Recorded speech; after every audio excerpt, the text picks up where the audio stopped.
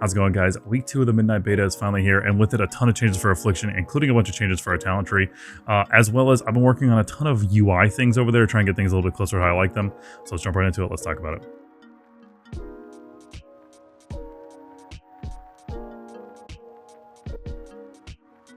Quickly jumping into all the changes for Affliction in this week's beta cycle, because there were some significant ones, and then in the next section I'll kind of go over all the talents, their positions, we'll talk about all that kind of stuff. So, developers note, we modified the overall structure of Affliction's talent tree to reduce the friction between selecting a build geared towards single target damage or multi-target damage. So this is exactly something that I talked about in last week's video, which was I was a little worried that we were going down the path of Dragonflight, where we had to kind of make a heavy choice between AoE damage and single target damage, which was, if you play Dragonflight, you know, was actually very rough for us between Dread Touch and Doom Blossom, and it was something I mentioned in last week's video that I was a little worried about. However, it seems like they're kind of paying attention to that, which is great. So, in addition, we were reducing the throughput of Unstable Affliction and removing Soul Miser and Cloying Power to highlight Seed of Corruption as Affliction's multi-target spender. Also in last week's video, I talked about a build for Soul Harvester which involved Cloying Power and potentially dropping a bunch of Seed talents to pick up more UA talents to kind of spread UAs and kind of juggle those instead of having Seed as your AoE damage. That seems like a direct kind of answer to that. They don't want that, so I thought it was an interesting idea, but either way, seems like that's what they want, which is all good. Again, I don't mind what the changes are. I just want frequent changes and them to tell us what they want as far as the whole spec goes as a whole. So I'm down with that. New talent, Potent Soul Shards, increases damage dealt by UA and Seed of Corruption by 5%. New talent, Niskaran Methods, increase the damage of Agony and Corruption by 10%. Also, these are just basically flat percentages, right? Except for Eye Contract, which increases Summon Dark Lair by 5 seconds. Definitely an interesting talent. Actually might be more valuable than Malevolent Visionary in pure single target, honestly. We'll have to see. We'll keep messing around with things. Now that the DPS meter is officially working, we'll kind of mess around with a few more things. Malevolent Visionary seems to kind of be underperforming, in my opinion, and I think we might pick up some other stuff other places. So, other new thing, Cold of Week has been redesigned. Casting Seed of Corruption reduces the cooldown of Dark Harvest by 5 seconds. So, before this extended all of our dots, it was kind of how Cold of Week works on live right now, which extends all of our dots by 2 seconds while it's channeled. I personally would like to see that come back to this, including this reducing the cooldown thing from Seed. So, maybe 5 seconds is a little too much. However, I feel like having that cooldown reduction and having the dot extension would actually be a really fun playstyle for AF, where you can kind of do your full setup, get a bunch of Agonies out there, get all your Withers out there, maybe put a couple UAs, and then hit a Dark Harvest, extend all of those by a few seconds, go into your Dark Lair window, Malevolence window, where you're just kind of spamming seeds, and then you'll get your Dark Harvest back off cooldown in time to kind of refresh all those dots. And then it kind of just rewards if you can get enough seeds out in that window. Personally, I think that'd be really fun. You'd still be catching some Agonies, still be managing your dots, still be managing Haunt, maybe still weaving in some UAs. But I think it would make Dark Harvest feel a little bit more impactful, especially in AoE, and I think that'd be really, really fun. It would also give it a little bit more functionality in single target, which I feel like right now is really awkward. Essentially, they say in their developer note, we're redesigning Cold of Week to realign with our goal of keeping pooling tied to Dark Lair specifically, which is interesting. This effect should underline Dark Harvest as a powerful tool for Affliction and multi-target situations. So I still don't think Dark Harvest is quite enough damage to kind of relish in that, but maybe it'll kind of continue to see some adjustments. I feel like it's still a little underperforming as far as a full channeled spell, especially how much movement there is. Malefic Grasp has been redesigned. While Dark Lair is active, instead of with Nightfall, your Shadow Bolt / Drain Soul becomes Malefic Grasp. On the beta right now, currently Drain Soul does not turn to Malefic Grasp. I've reported that, but currently it doesn't work, so only Shadow Bolt works for that. Malefic Grasp binds a target in Twilight, dealing shadow damage over 4 seconds, and when Malefic Grasp deals damage, it causes all of your other periodic damage, or Affliction damage effects to instantly deal 30% of the normal periodic damage. So essentially it works similar to old Grasp worked, where while you're channeling this, all your dots are just doing a ton of their damage, right?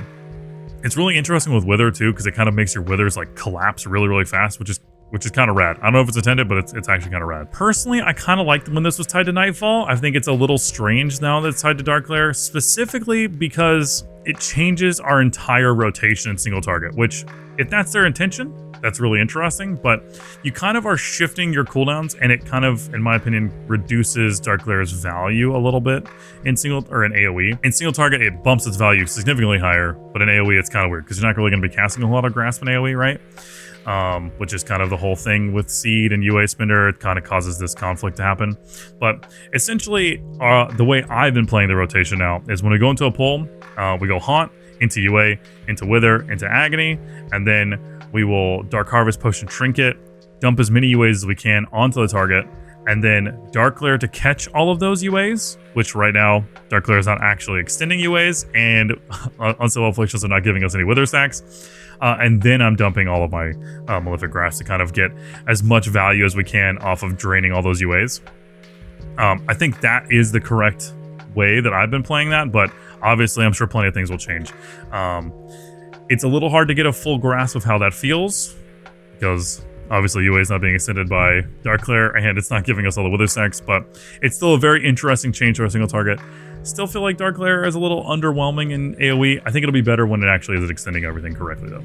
And then Creeping Death has been updated. Your Agony and Corruption deal 10 to 20% faster was 15, I believe. And then Withering Bolt was 5 to 10, now up to 15, 30. So just more damage than Withering Bolt. I think this is better for Soul Harvester personally, but still pretty solid. Just because I don't know if we can dump the 2 points there comfortably. And then these are our Apex talents, which I'm pretty sure this one is just not working at all. So, or is doing essentially no damage. This I can't really tell. It seems to be fine though. And then Unstable Affliction damage reduced by 75%. It's hard to say how bad this is because we didn't have damage meters last week. So, UA still feels pretty solid over there. Honestly, our single target still feels pretty good, even with UA not giving us Wither stacks and other things like that. So, numbers are going to change. I'm not really stressed about this. Position and pathing of several talents have changed. We'll talk about that next section. And then following talents have been removed: Flowing Power, Hexweaver, Relinquish. Kind of already talked about that. So a lot of extremely solid and very interesting changes in this week's beta build. A lot of moving around talent points and kind of helping with pathing, which is something I was definitely worried about in last week's video. So I'm excited to see that. I'm excited to continue to see multiple changes happen to Affliction because I think we're going through a massive shift. And I think this is really important for us to kind of get all those things moved around. So I highly encourage you to do any feedback you can, report any bugs that you find. If you have other feedback and playstyle things, give it to them as best as you can. Don't just go on Twitter and complain about it or whatever, but if you can put something together on the forums or on Reddit or something like that, definitely do it. Our strongest thing is our voice, and we can try and just give as much feedback as we can. Whether they listen or not is completely up to them. So we'll do the best we can and stay positive, no dooming. Briefly, I mentioned it in the last section about kind of how I changed the rotation a little bit. So I did want to quickly just do a really basic single target example of that. But as we're going into the pull, I'm just going to Haunt, and then Agony, Wither, and then I'm just going to Malevolence, and then spend as many UAs as we can in this window. Obviously, Trinket Potion, spend UAs. And then as we bottom out, then Dark Glare, and then I'm just going to Grasp as much as we can and weave in any UAs that we got. And then Grasp, and then obviously catch any dots that we can. Don't let anything fall, obviously. And then that's kind of just all we're doing. Just weaving in grasps, weaving in any UAs, trying to get as much value as we can out of those free procs, anything like that. And then that's basically it. And then as we come out of that phase, I'm just managing our dots and keeping like one UA up if we have enough like shards or whatever. But for the most part, you should be kind of conserving UA shards and then just filling in with all these things. And if you have shard instability, you'll be trying to proc free UAs and just kind of catch those. And if you have Cascading Calamity, I think you want to try and maintain at least one UA on there, but I think that's really difficult to do. So if you get any Malevolence procs, obviously just spin those. But that's kind of the gist of what I've been doing over here as far as a very simple, basic single target rotation. In AoE, just maintain as many eggs as you can and just rip seeds. That's basically it. Jumping right into it, they did move a ton of things around our talent tree, including removing some nodes and moving a bunch of placements of nodes. So just kind of looking at where our talents are at now, a lot of things have definitely moved. There are still tons of bugs happening over here this week.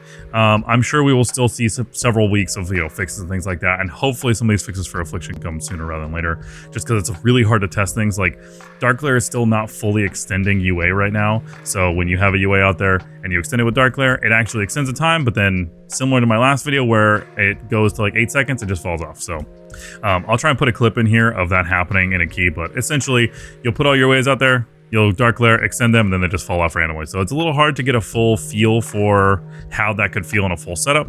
But I have a rough idea of how I'm liking to play Affliction right now, so I'll talk about that in a little bit here. But I've mainly just been playing Hellcaller. I've tried both Hellcaller and Soul Harvester. I think Soul Harvester is still very lacking right now, and there's a couple reasons for that. But Hellcaller is also lacking right now for another reason. So right now, Unstable Affliction, when you pop Malevolence, is not adding any Wither stacks. So it says when you pop Wither too, it still says, Chaos Bolt grants 1 additional stack of Wither, which that's a whole other thing, but it's still counting seeds of corruption to add towards wither stacks when you're spinning shards in there. If you look on the actual malevolence thing, it just says whenever you spend a soul shard on damaging spells. So ideally, UA should count towards this. So our single target right now is actually pretty strong and feels okay, even with the 75% nerf that happened with UA. Right now, it's a little hard to get a full grasp of how a lot of our things feel because of that. Overall, I think a lot of the changes to the talent tree is really good and in a really, really good direction. I think we have a lot more freedom as far as like where we want to spend points and where we want to move things around. I will still say I'd like to see a little bit more fluidity through our talents, and I'd definitely like to see some of our talents get some bumps ups or some bump ups in like quality. Like Fatal Echo seems far too low of a proc chance for a capstone talent. Cascade Calamity is 5% haste, which still seems a little low for basically it's a dot that you have to, or it's like a buff that you have to maintain by kind of chaining UAs onto your target. Which from the sounds of it, they don't really want us doing, but I think in a perfect world, if you're playing around this, you kind of have a UA out there from your burn, and then you're kind of just like spinning a UA to kind of maintain that 5% haste. So I think it's a little awkward of a talent. I don't know if it really fits into their idea of what they want for us, because it's similar to like Dread Touch if you played with that in Dragonflight, in my opinion. But shard instability, rad, I'm cool with this, especially because Hellcaller gets them for free, which I completely forgot that that's how this was working. Somebody had to remind me from chat, but essentially you don't even have to have shard instability talented and you'll still get it from this and have chances of getting it from this. Withering Bolt getting buffed is great. I think Withering Bolt's really cool, especially for single target. I don't know if we'll take it for single target prio more damage for Hellcaller, but who's to say? Either way, I think that about covers everything I want to talk about for the like talent changes. There's still a ton of bugs over here this week. I found out that like basically these just either aren't functioning at all, or the healing they're doing is essentially completely nothing. I jumped and was at like half health and just sat there and drained until I was and I think I healed like maybe 10,000 health. So these just don't seem to be functioning at all. This talent's still not working at all. I still think there's several other talents that aren't working at all, but there are still some cool ones. Not everything's bad. Just, trying to stay up on top of what I'm noticing this week. Also this week, I did a ton of work for my UI over on the beta. I saw some stuff from Quasi as well that kind of helped lead me in a direction of stuff, and I know there was a ton of updates that happened. Also, there was a post today from Ian that was kind of basically going over the fact that they're trying to not remove all customization add-ons, so there's an extremely high likelihood that things like LVUI and Plater and stuff like that still function in Midnight. We'll just see. We're taking everything one day at a time, or usually in the beta it's like one or a couple weeks at a time. But either way, this is what I have working over on the beta right now. I'm currently in one of the new dungeons. I can show you how it works like in combat, but essentially I was going to go over all the add-ons that I have installed over here, how I got them to work for me, and then I'm going to have as many shared profiles as I can in my Discord. I can't share everything because not everything has a shareable profile. And there's definitely still some scuff over here. So I can definitely say I got it working for now, but there are constant issues, including a cast bar, which works okay. That's like a target cast bar, right? And there's definitely plenty of things that bother me significantly, but just, quickly going down the list to kind of get you guys set up if you want to try and tackle getting a UI setup that works over on the beta right now. There's nothing too crazy that's happening over here. It's mainly just a couple set of add-ons. I'm using dominoes for all of my action bars. These are not action bars. This is the new Blizzard action bar tracker, or a cooldown tracker, whatever. These are cooldown, or these are like, cool, dominoes bars. I'm using mask to skin these so that they look a little bit cleaner.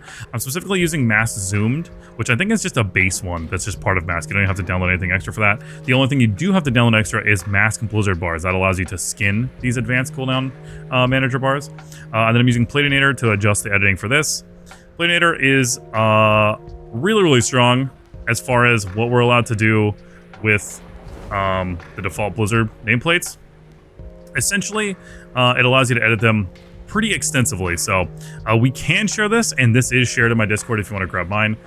It is using a custom font of mine. Again, you will have to just grab my shared media folder, and that should work. Everything over here should be totally fine. And then that'll give you my custom font and all the custom like skins that I'm using for all this kind of stuff as well.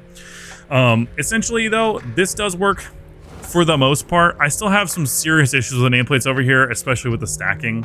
They did some stacking changes, but there's still plenty of scuff. So Platinator for this, you can do /Plady, it'll bring up this little window for you.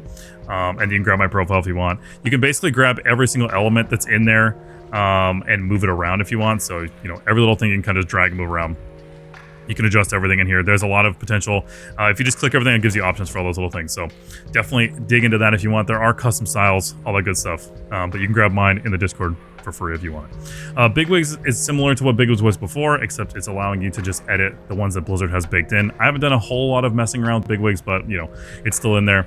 Cooldown manager tweaks is what's allowing me to do this stuff. So /CMT will bring that window up, and that is allowing you to kind of set how you want these to be, including removing any gaps that are in between these. I also have the icon aspect set to classic wide, which is allowing me to kind of get this like a little bit more squish, similar to how my old UI used to be. And then this allows you to set like how many buttons are in this row, and then utility, you can do the same thing. And then they just recently added buffs, so when you have the buff mode app active, you can track procs similar to how we were using weak auras before. Still really scuffed in terms of how it's organizing them, and sometimes you'll have a buff that's over on the left and sometimes you have one that's over on the right, but for the most part it's working. It works for now, right? We're just trying to make do with what we got, so kind of trying to quickly go through of everything that I have that's working for that. For the resource bar, I'm using that Cincy class resource bar. This thing's really cool because it functions in edit mode, so if you click on this, it's going to bring up all these options for in edit mode. It doesn't have its own separate thing. It's just part of edit mode. So it's using my custom font that I'm using. It's using a custom background, and it's using my custom skin that I'm using in front of that. And you can do a bunch of different changes for that, and it should work for basically anything. This is what our shard bar looks like right now. So honestly, it looks great. It works great. And then as far as the main thing that's working for everything is better Blizz frames. So better Blizz frames is what's doing all of this. And there is a ton of options in here. I'm also sharing my profile for that. You can go through and do all those kind of things. I highly encourage you to kind of go through and look through all these things. But the big one is no portrait, pixel border, which they just added, this pixel border, which is this thin little border, class color names, all that kind of stuff, center text, hide that, and then in advanced there was another section to just hide, or sorry, and under miscellaneous there was a section to hide all of your other like mana bars and stuff like that. So hide player frame mana, hide target frame mana, hide focus frame mana. So they just recently added those too, so check that stuff out. But that's basically gotten us pretty close to how our UI was before. Obviously we can't do anything about the details meter, that's Blizzard's damage meter, but it looks okay. It's all right. I'll jump into combat here in a second. We can show you guys and stuff. The other last thing I do want to talk about that I'm using is UI scale, which I had to do some custom editing on this to get it to work. But essentially, I'm playing on 1440p, and I like to play with my UI a little bit further past what it lets you do. It's basically letting me set my UI scale so I can have things a little bit smaller than what they can get. Leatrix Plus is just doing for the map, as far as like allowing me to also zoom out a little bit further. And then Blizz Move just allows us to kind of like move around some of these frames. If we come out of here, it just lets me like move these around a little bit easier. So nothing too crazy as far as add-ons are concerned, in my opinion. Like, we're definitely kind of using a bunch of add-ons to kind of mimic how we were with Elv, but that's kind of what I did. Again, there is definitely still some scuff. If I do a quick reload right here, sometimes what'll happen, and we'll see what happens right now, it'll break these bars. So you can see how these got broken. And I'm gonna show you a quick little fix if you end up doing this. So mask for some reason breaks. So I just open up mask. This only happens on reloads every now and then. And I just switch it between zoomed and squatter and go back to zoomed. And then you'll see they're kind of scuffed still. And then if I just go into edit mode, it just fixes them. So I don't know exactly what's causing that, but if you have a situation where you reload and then that happens, there you go. But that's kind of what I've been doing. So dominoes for all the action bars. I'm just hiding these. If you middle mouse click, you can just hide these bars. They have a quick keybind mode with /KB. And then I kind of just move things around. Again, I think that's in my shared profiles. If not, I'll put it in there. And then these are just using my custom icons as well as the Mechagnome clean icons. And then I have custom files for fonts that are all in the like main actual folder for WoW. I'm not going to go into details of how to replace all the fonts. You can find that stuff. There's a WoW guide of exactly if you want to add your own custom fonts in there. But that's kind of replacing any other in-game font that you might see like that, right? So if we go into combat though, you can kind of see Planinator is definitely kind of still doing some heavy lifting as far as making things look a little bit better to how things were. So I'm just going to try and, you know, spread some agonies and some corruptions here or whatever and kind of show you, but it definitely still gets a little clustered when things are getting a little hectic. And you can kind of see like their spacing isn't terrible, but in my opinion, there's still some issues with like fading. Like I kind of wish these were faded off in the distance here, but it's definitely better than base nameplates. It's definitely better than nothing, and it's definitely working for now for us to test. So if you want to grab all my UI stuff, or if you have any more questions, all of it's going to be in my Discord. I'm going to try and keep as many things in my Discord up to date as I possibly can. And as things change, I'm going to keep things updated. So if you're interested in any of my UI stuff or any UI stuff that I'm working on or making, all of it will be for free in my Discord.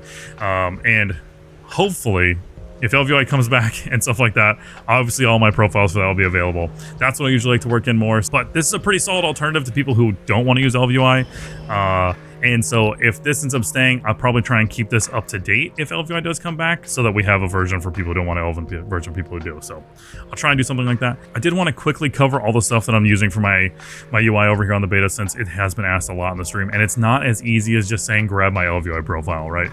There's a lot of add-ons that are kind of like happening in here, and it's not as easy as just saying just one thing. So again, I'll try and keep as many of my things up to date as I can in there, but there is a brief rundown of all the add-ons that I'm using to do this, as well as the custom shared media folder that's in my Discord, and then custom fonts for everything else.